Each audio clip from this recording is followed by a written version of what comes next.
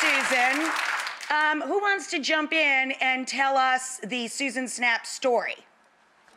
I'll start. Okay. No one started out wanting a ginger snap cookie company, but life went this way. I was diagnosed with cancer at 22, and at the same time, my dad was undergoing cancer treatment as well. I came home to radiation and chemotherapy, which left me pretty sick, and my mom came up with a great idea to bake some cookies. I had heard somewhere along the way that ginger was a stomach soother, so I came up with... That's why moms give their kids ginger ale when they're sick, when they're not feeling well as children, yeah. Exactly. So I found the right blend of spice, put a little turbinado sugar on top, baked 100 for Susan one afternoon, and today we own Susan Snaps and bake 10,000 a day and ship 10,000 a day. So, Susan, can you talk about, of course, part of the proceeds from this business generate dollars for cancer, right, for fighting cancer, correct? We donate cookie gifts back to the local hospitals and cancer centers around Atlanta. We say that cookies make people smile, and that's what we're trying to do with our foundation. I think that's fabulous. But as a family, I can't imagine having one family member going through cancer, but two at the same time. Do you feel that that was a blessing or a double the mental burden? It kind of depends on who you ask. If you're asking me, it was kind of comforting to go through chemo with my dad. If you ask my mom, she probably will give you a different answer.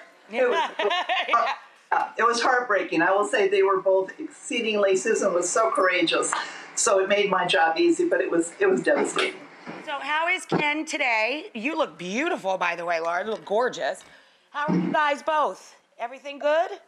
Everything's great. My dad's doing well, I'm doing well, and we know that's not always the case for everyone.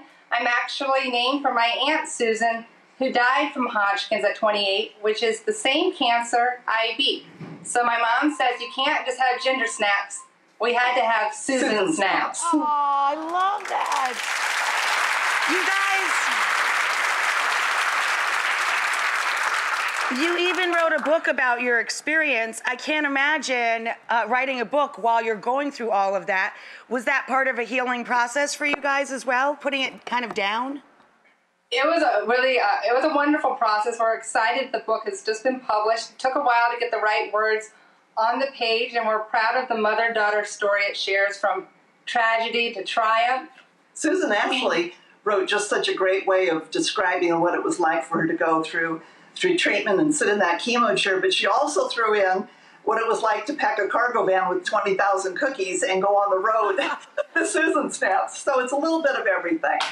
I hope you didn't put the recipe in this thing, because you'll put yourselves out of business. No, didn't do that, no. But it's nicely sprinkled with letters to my mom wrote to her sister, and Dear Sue letters throughout that really makes it unique.